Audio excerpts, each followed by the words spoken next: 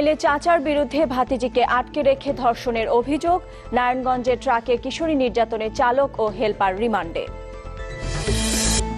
৫৭ ধারায় এবার নতুন মাত্রা। পুলিশ সদর দপ্তরের নির্দেশনার পর যুবলীগ নেতার বিরুদ্ধে আদালতে মামলা। বরিশালে কোন্দল থাকলেও নির্বাচনী আমেজে বড় দুই দল। সহায়ক সরকারের অধীনে নির্বাচনের দাবি বিএনপির।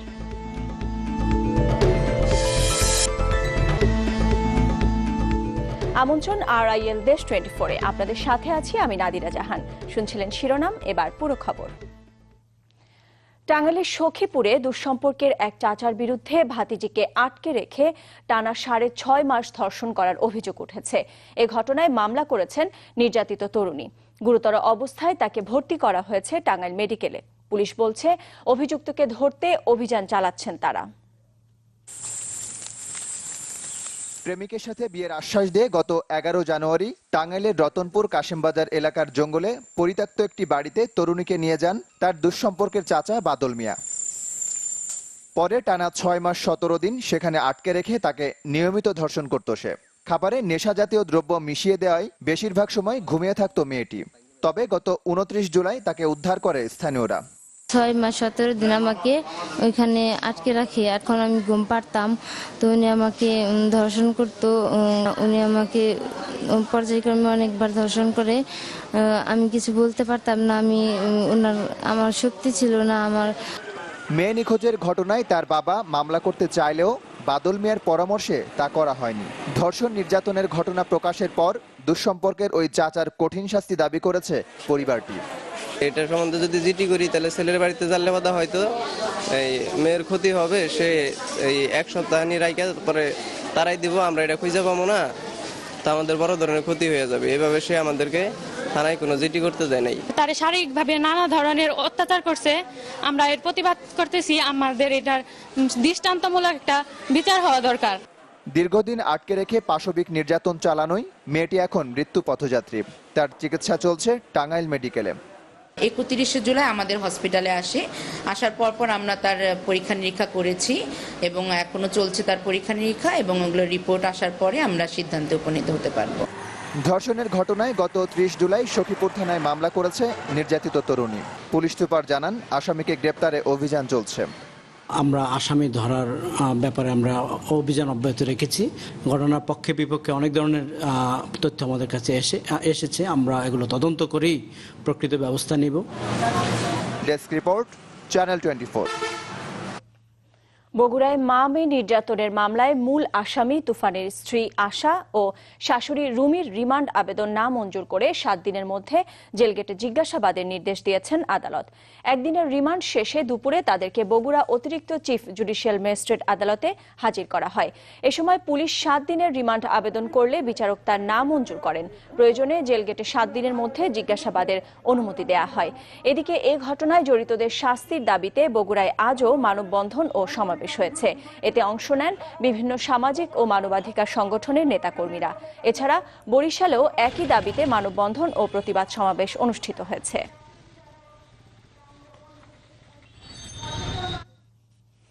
নারায়ণগঞ্জের সিদ্ধিরগঞ্জে চলন্ত ট্রাকে কিশোরী ধর্ষণের ঘটনায় আটক চালক ও হেলপারকে ৪ দিনের রিমান্ড দিয়েছেন আদালত। দুপুরে নারায়ণগঞ্জের সিনিয়র জুডিশিয়াল ম্যাজিস্ট্রেট আদালতে তাদের হাজির করে ৭ দিনের রিমান্ড আবেদন করে পুলিশ। এর আগে সকালে নির্যাতিতা কিশোরী বাদী হয়ে সিদ্ধিরগঞ্জ থানায় নারী নির্যাতন মামলা করেন। ভোরে সাভার থেকে পলাতক হেলপার তুহিন ও গতকাল রাতে সিদ্ধিরগঞ্জ থেকে আটক করা হয় চালক মেহেদী হাসানকে। গতকাল সিদ্ধিরগঞ্জে একটি ট্রাকে কিশোরীকে ধর্ষণ করে চালক ও হেলপার। পরে তাকে উদ্ধার করে নিয়ে যাওয়া হয় সিদ্ধিরগঞ্জ থানায়। ভুক্তভোগী কিশোরীর বাড়ি গাজীপুরের কাপাসিয়া এলাকায়।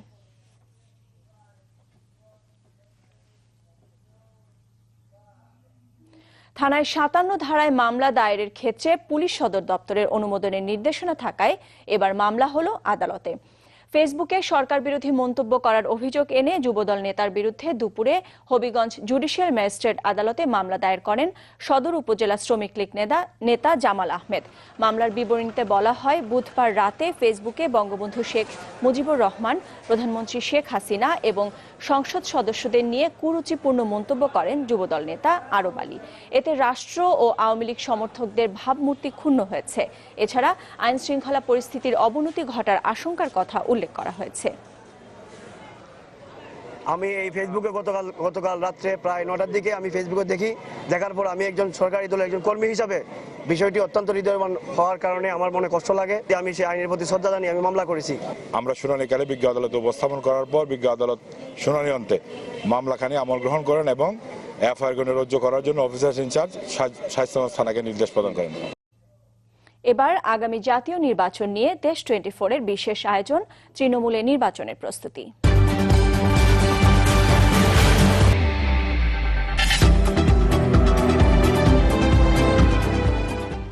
বরিশালের রাজনৈতিক দলগুলোর মাঝে বইছে নির্বাচনী হাওয়া। বড় দুই দলে চলছে সদস্য সংগ্রহ অভিযান। কোন্দল থাকলেও যাকে মনোনয়ন দেয়া হবে তার জন্যই কাজ করবেন আওয়ামী লীগের নেতাকর্মীরা। আর সহায়ক সরকারের অধীনে নির্বাচন হলে জয়ের ব্যাপারে আশাবাদী বিএনপি। কাউসার হোসেন রানার রিপোর্ট, ক্যামেরায় ছিলেন রুহুল আমিন। খাতা কলমে নির্বাচনের এখনো 1.5 বছর বাকি থাকলেও বরিশালে বইছে নির্বাচনী হাওয়া। প্রস্তুতি বড় দুই দলেই, চলছে সদস্য সংগ্রহ, রাজনীতির মাঠটাই সরগরম। তবে কিছুটা অসন্তোষ বিএনপিতে। তৃণমূলে কমিটি না থাকা ও গ্রুপিং এর বড় কারণ বলে মনে করছেন দলটির স্থানীয় কর্মীরা। তৃণমূল পর্যায়ের নেতাকর্মীরা আমরা যোগ্য প্রার্থীকে চাই, যারা রাজপথে ছিল, আন্দোলন সংগ্রামে যারা ছিল বরিশাল বিভাগে, সেরকম আমরা সব জায়গাতে প্রার্থী চাই। বিএনপি বিভিন্ন অঙ্গ সংগঠনগুলোকে ঢেলে সাজাতে হবে। আজকে দীর্ঘদিন যাবৎ বিভিন্ন থানা উপজেলাগুলোতে প্রায় ছাত্র দলের 14 বছর ধরে কোনো উপজেলা কমিটি নেই। নেতারা বলছেন বড় দলে কোন্দল থাকতেই পারে, কিন্তু সহায়ক সরকারের অধীনে নির্বাচন হলে বিএনপিই জয়ী হবে। দেশনেত্রী বেগম খালেদা জিয়া যাকে মনোনয়ন দেবে, আমি মনে করি তৃণমূল নেতৃবৃন্দ তার পক্ষে কাজ করে তাকে জয়লাভ করবে। কোন্দল আছে ক্ষমতাসীন দলেও, তবে মনোনয়ন দেওয়ার ক্ষেত্রে দল ব্যক্তি ইমেজকে প্রাধান্য দেবে বলেই মত তাদের। আর দলীয় নির্বাচনে সবাই ঐক্যবদ্ধ থাকবে বলেও আশা তাদের। কর্মীদের ভিতরে, আওয়ামী লীগের সমর্থকদের ভিতরে নৌকা প্রতীক নিয়ে কোনো দ্বন্দ্ব নেই। যিনি নৌকা প্রতীক নিয়ে মাননীয় প্রধানমন্ত্রী সিটি কর্পোরেশনে এবং জাতীয় সংসদে প্রার্থী দেবেন, কর্মী সমর্থক শুভাকাঙ্ক্ষী তারা নৌকার পক্ষেই থাকবেন। পার্লামেন্টারি বোর্ডের সিদ্ধান্ত কার্যকর করার জন্যে তিনি সকলকে ঐক্যবদ্ধ করেই দিবেন এবং আমরাও বুঝি যে ঐক্যের কোনো বিকল্প নেই। আমরাও সকলকে ঐক্যবদ্ধভাবে সেই নির্বাচনে অংশগ্রহণ করব এবং আশা করব আমরা বিজয় অর্জন করব। এদিকে জাতীয় পার্টির নেতারা বলছেন দলে কিছুটা দুর্বলতা থাকলেও বরিশালের সবগুলো আসনেই প্রার্থী দেবেন তারা। আমরা একটু দুর্বল থাকলেও এখন নানান উদ্যোগ গ্রহণ করে আমরা জাতীয় পার্টি বরিশালে শক্তিশালী হচ্ছি এবং শক্তিশালী অবস্থানে অবস্থান করছে। এলাকার উন্নয়নে যে ব্যক্তি কাজ করবে তাকেই ভোট দেওয়ার পক্ষে বরিশালবাসী। কাউসার হোসেন রানা, চ্যানেল 24, বরিশাল। আড়াইয়াল দেশ 24-এ নিচ্ছে একটি বিরতি, ফিরছে একটু পরে, সাথেই থাকুন।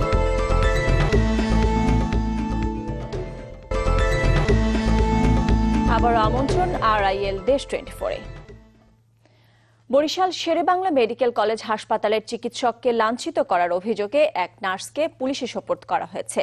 অভিযুক্ত নার্সের দাবি, তার শিশু সন্তানকে নিয়ে সেবা নিতে গেলে অবহেলা করেন বহির্বিভাগের শিশু বিশেষজ্ঞ ফাইজুল হক। আর চিকিৎসকের অভিযোগ, নিয়ম ভঙ্গ করে সন্তানকে চিকিৎসার জন্য নিয়ে আসে হাসপাতালে কর্মরত ওই নার্স।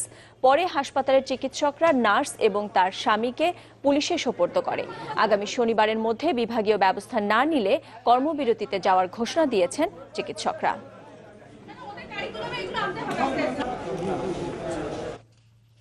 পটুয়াখালীর গলাচিপায় মেয়ে সহ বাবা মাকে হত্যার ঘটনায় মামলা হয়েছে, তবে এখনো কাউকে গ্রেপ্তার করতে পারেনি পুলিশ।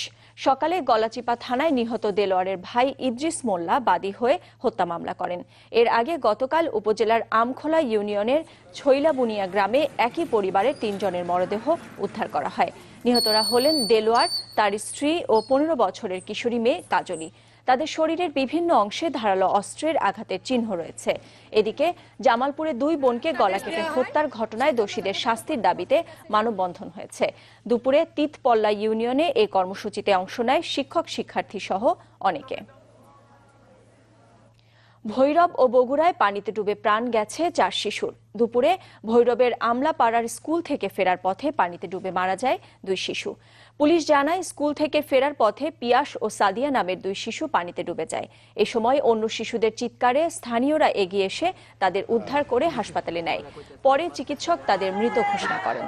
এছাড়া বগুড়ার শিবগঞ্জে পানিতে ডুবে প্রাণ গেছে 2 শিশুর। এদিকে ঠাকুরগাঁয়ের নাগর নদীতে নিখোঁজের 2 দিন পর 2 বোনের মরদেহ উদ্ধার করেছে পুলিশ। এছাড়া লালমনিরহাটের রাজপুরে তিস্তা নদীতে নিখোঁজের 14 দিন পর কলেজ ছাত্রের মরদেহ উদ্ধার হয়েছে। নড়াইলে কালিয়া উপজেলা আওয়ামী লীগের সহসভাপতি লুৎফর রহমানকে কুপিয়ে আহতের অভিযোগ উঠেছে। পরিবার জানায়, সকালে বাড়ি থেকে বনগ্রাম এলাকায় যান লুৎফর। এ সময় পুরুলিয়া ইউপি চেয়ারম্যান সিরাজুলের সমর্থকরা তার উপর হামলা চালায়। কেটে দেয়া হয় হাত পায়ের রগ। গুরুতর আহত লুৎফরকে উদ্ধার করে পরে নেওয়া হয় জেলা সদর হাসপাতালে, কিন্তু অবস্থার অবনতি হলে পাঠানো হয় খুলনা মেডিকেল কলেজ হাসপাতালে।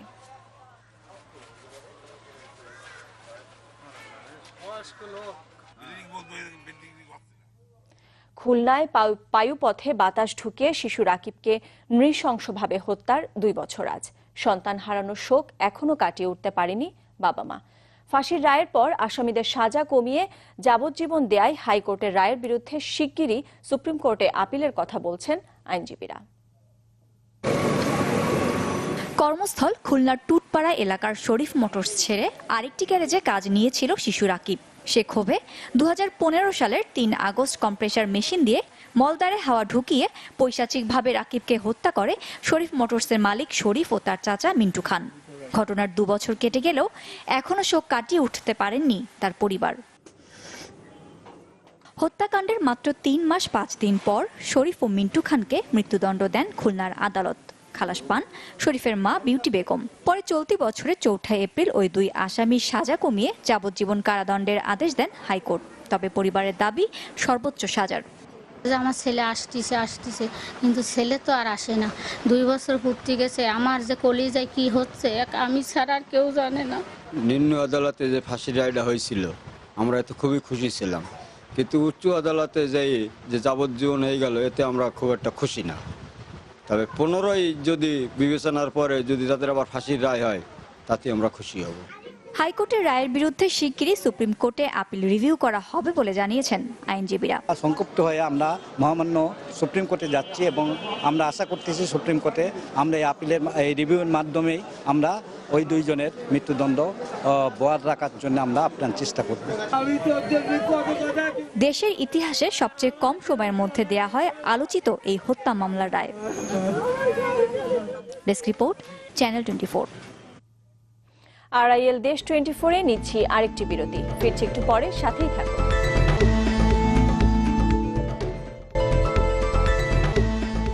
আবার আমন্ত্রণ RIL দেশ 24-এ। জাহাঙ্গীরনগর বিশ্ববিদ্যালয়ের 56 শিক্ষার্থীর বিরুদ্ধে মামলা প্রত্যাহারের দাবিতে এবার আন্দোলনে নেমেছে শিক্ষকদের একাংশ। এদিকে সংকট নিরসনে আন্দোলনরত শিক্ষার্থীদের সাথে বৈঠকে বসেছেন বিশ্ববিদ্যালয় কর্তৃপক্ষ। দুপুরে সন্ত্রাস ও নিপীড়নের বিরুদ্ধে শিক্ষকবৃন্দ এই ব্যানারে বিশ্ববিদ্যালয়ের কেন্দ্রীয় শহীদ মিনারে এ অবস্থান কর্মসূচি শুরু করেন শিক্ষকরা। এর আগে সকাল থেকে প্রশাসনিক ভবনের 3টে গেটে অবস্থান নেন তারা। পরে বৈঠকে বসার ঘোষণা দিলে অবরোধ শিথিল করে আন্দোলনরত শিক্ষার্থীদের একাংশ। খুলনা মহানগরীতে সৌন্দর্য বর্ধনের কাজ করছে মোবাইল অপারেটর কোম্পানি বাংলালিংক। সকালে রয়্যাল মোড়ে বাঘের প্রতিকৃতি উদ্বোধন করা হয়। এছাড়া কেডিএ এভিনিউ এলাকায় রোপণ করা হয় মৌসুমী ফুলের চারা। এই কাজ বাস্তবায়ন করছে ভিউ ফাইন্ডার নামের একটি বেসরকারি প্রতিষ্ঠান। অনুষ্ঠানে প্রধান অতিথি ছিলেন খুলনা সিটি মেয়র মনিরুজ্জামান মনির। এ সময় বাংলালিংকের খুলনা অঞ্চলের রিজিওনাল হেড মোহাম্মদ নাইমুল হাসান সহ প্রতিষ্ঠানটির ঊর্ধ্বতন কর্মকর্তারা এবং সিটি কর্পোরেশনের কাউন্সিলর ও কর্মকর্তারা উপস্থিত ছিলেন।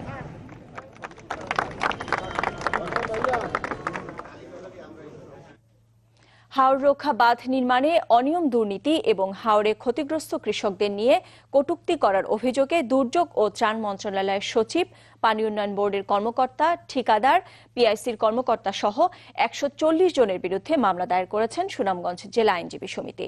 সকালে সুনামগঞ্জ জেলা ও দায়রা জজ আদালতে জেলা আইনজীবী সমিতির সাধারণ সম্পাদক অ্যাডভোকেট মোহাম্মদ আব্দুল হক বাদী হয়ে দুর্নীতি দমন আইনে মামলাটি করেন। মামলার বিবরণে বলা হয়, হাওর রক্ষা বাঁধ নির্মাণে কয়েক কোটি টাকা আত্মসাৎ করে সময়মতো বাঁধ নির্মাণ না করায় হাওরে কৃষকদের ফসল তলিয়ে যায়। এছাড়া হাওরের মহা বিপর্যয়ের সময় ত্রাণ ও দুর্যোগ মন্ত্রণালয়ের সচিব শাহ কামাল ক্ষতিগ্রস্ত কৃষকদের নিয়ে কটূক্তি করেন। এতে হাওরের ত্রাণ কার্যক্রম ব্যাহত হয় বলে অভিযোগ করা হয়েছে।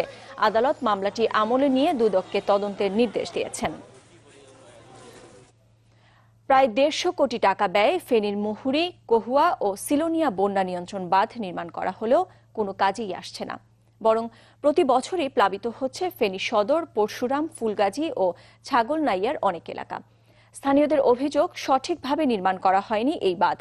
আর ত্রুটির কথা স্বীকার করে পানি উন্নয়ন বোর্ড ও স্থানীয় প্রশাসন আশ্বাস দিল স্থায়ী সমাধানের।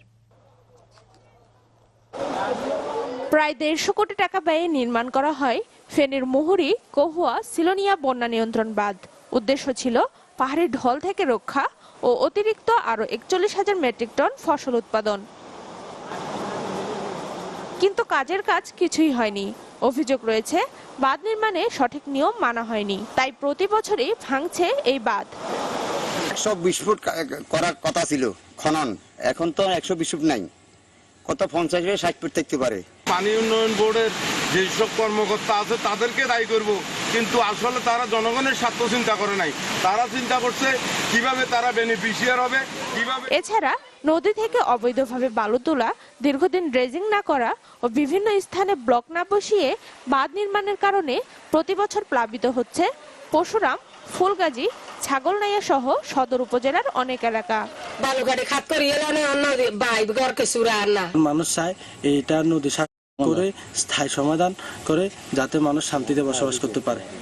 বাঁধটিতে ত্রুটির কথা স্বীকার করলো পানি উন্নয়ন বোর্ড ও স্থানীয় প্রশাসনও। মানে একদম নদীর মুখে, যে কারণে পানির চাপ সহ্য করতে পারে না, পানির একটু প্রেশার হলেই বা কোনো না কোনো জায়গায় ভেঙে যায়। তো আমরা সেখানেও বন্যা পরবর্তীকালে যাতে যথাযথ স্থানে বাঁধটি স্থানান্তর করা যায়, তার জন্য আমরা ইতিমধ্যে বলেছি, লিখেছি, পানি উন্নয়ন বোর্ডের সাথে কথা হয়েছে। এইসব অবকাঠামো মেরামত বা পুনর্বাসন করব, একটি পুনর্বাসন প্রকল্প আমরা নেওয়ার জন্য ইতিমধ্যে প্রকল্প প্রণয়ন কাজ আমরা শুরু করেছি। প্রতি বছর বন্যার দুর্ভোগ থেকে রেহাই পেতে স্থায়ী সমাধান চান ফেনীবাসী। Desk report, channel 24। RIL দেশ 24-এ এই ছিল এখনকার মতো। এতক্ষণ সাথে থাকার জন্য ধন্যবাদ সবাই।